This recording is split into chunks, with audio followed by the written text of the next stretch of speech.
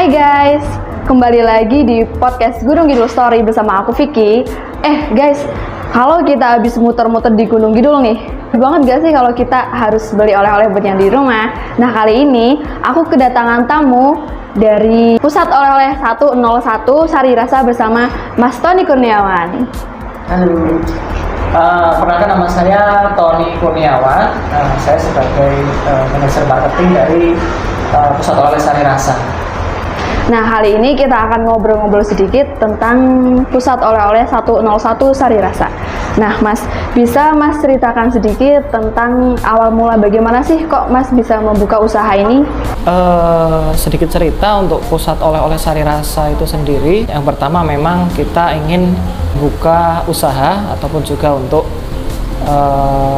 pengen nih punya satu sentra yang bisa menampung produk-produk dari Gunung Kidul itu sendiri, baik itu dari produk kita sendiri ataupun dari teman-teman UMKM ya, khususnya untuk produk-produk dari Gunung Kidul supaya bisa dikenal oleh wisatawan dan khususnya bisa dijadikan untuk oleh-oleh mereka untuk dibawa kembali ke rumah ya setelah dari Gunung Kidul itu sendiri gitu. Nah, mulai dari situ, dari alasan tersebut kita beroperasi mulai dari tahun 2010 sampai sekarang begitu. Untuk cabangnya, pusatnya ada berapa Mas kira-kira? Kalau outlet kita untuk di pusat itu ada di Batas Kota 1, terus baru saja buka kemarin pertengahan Desember itu kita buka di cabang di Karangrecek di Jalan Baron, itu baru saja jalan sekitaran 1 bulan. Jadi kita beroperasi ada 2 outlet saat ini. Nah, yang saya dengar, padahal kan Mas Tony Kurniawan ini lulusan dari TI, Teknik Informatika. Nah, mengapa Mas lebih terjun memilih ke kuliner? Kenapa lebih tertarik ke bisnis ataupun usaha seperti ini? Yang pertama memang meneruskan. Jadi meneruskan usaha keluarga itu tujuan pertama saya, karena ya bagaimanapun kita sudah memulai ini dari lama ya, dari tahun 94 kita produksi bakpia hingga punya outlet tahun 2010 itu sampai sekarang. Jadi kita berupaya supaya usaha ini tetap estafet berjalan terus dari generasi ke generasi. Jadi syukur-syukur bisa eksis ya, syukur-syukur bisa eksis di masa-masa ke depan. Ya menghilangkan gengsi sarjana itu tadi sarjana, jadi kesannya tidak harus kerja di kantor ataupun sesuai dengan jurusannya, tapi karena kita ada interest ataupun juga minat di usaha yang dikembangkan oleh keluarga, jadi kita berupaya untuk meneruskan, melanjutkan estafetnya supaya tidak hilang dan tetap eksis ke depannya, seperti itu. Siapa tahu nanti bisa sampai ke anak cucu kan, seperti itu. Nah, untuk semua macam-macam dari Pusat Oleh Sari Rasa ini ada berapa macam, Mas? Untuk produknya? Iya, produknya. Untuk produk sendiri kita yang asli dari produksi Sari Rasa itu ada 2. Itu ada bakpia patok 101 sama tiwul manis Sari Rasa. Itu kita produk utamanya 2 itu. Ya. Tapi untuk produksinya sendiri itu kita pisah di 2 tempat karena memang kita konsepnya open kitchen. Untuk yang bakpia kita produksinya di Batas Kota, di outlet yang besar di Batas Kota. Lalu yang tiwul manis Sari Rasa itu kita produksi di cabang di Karangrecek, karena memang di sana kita mengenalkan open kitchen untuk tiwul itu sendiri. Jadi pembeli ataupun konsumen juga jadi lebih tertarik, ternyata produknya di Sari Rasa ini fresh gitu. Ya. Terus untuk produk Sari Rasa sendiri yang paling laris, yang paling diminati oleh teman-teman itu apa, Pak? Untuk produk yang paling laris, best sellernya di sini itu yang pertama tetap masih bakpia, Mbak. Yang pertama itu masih bakpia, bakpia 101, terus ada juga untuk tiwulnya. Tiwul itu juga masih menjadi incaran karena memang brandingnya Gunung Kidul kan tiwul. Ya. Brandingnya utama Gunung Kidul kan tiwul.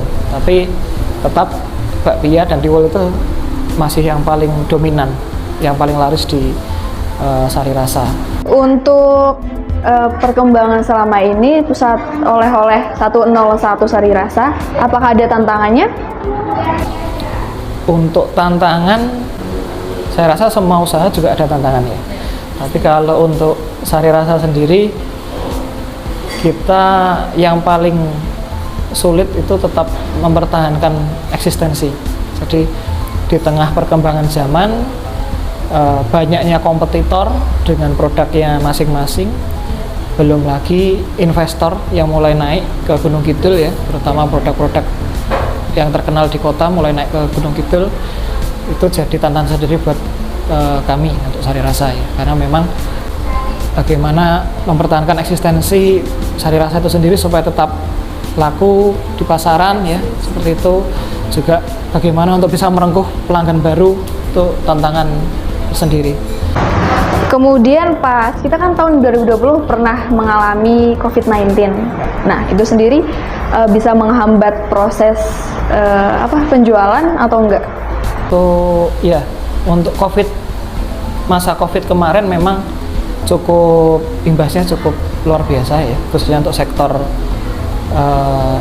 usaha kuliner oleh-oleh terutama, ataupun juga karena kita juga basisnya juga masih mengandalkan wisatawan di Gunung Kidul, itu memang cukup signifikan sekali pengaruhnya. Kita juga tutup hampir setengah tahun itu sampai bisa new normal ya, 6 bulan kurang lebih sampai bisa pulih kembali. Itu pun sudah mau pulih PPKM lagi, jadi baru mau berdiri sudah harus tiarap lagi.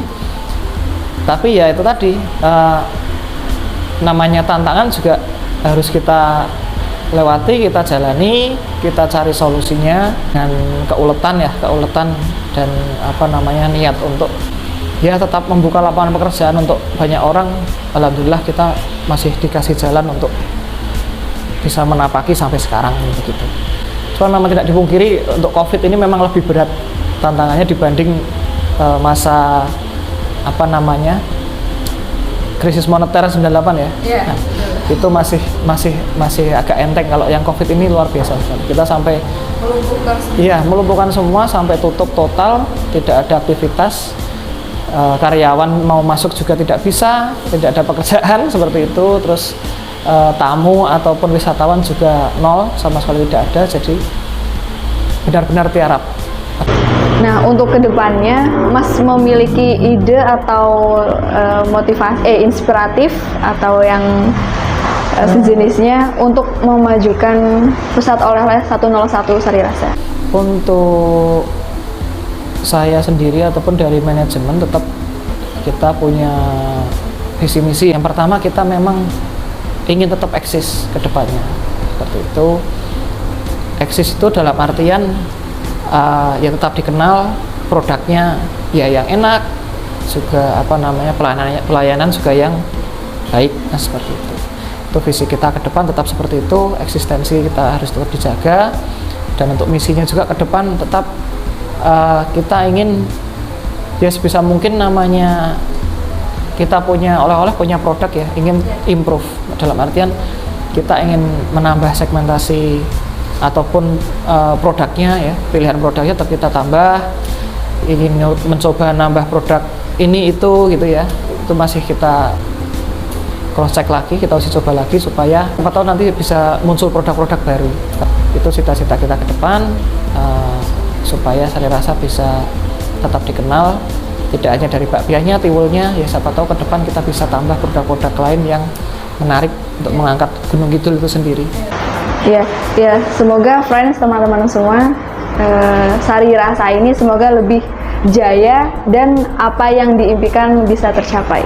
Terima kasih untuk Mas Tony Kurniawan sudah mengisi podcast kami, podcast Gunung Kidul Story, dan semoga apa yang telah dibicarakan oleh Mas Tony Kurniawan ini bisa menjadi motivasi untuk selengkapnya. Kalian bisa kunjungi media sosial Sari Rasa di bisa di Instagram kami di @oleh-oleh-sari-rasa.kita. Betul. Bisa kunjungi langsung atau bisa langsung ke outlet. Insyaallah kita siap melayani. Ya, itu sekian dari kami dan semoga semuanya bermanfaat untuk kami semua. Ya. Selamat siang friends semua.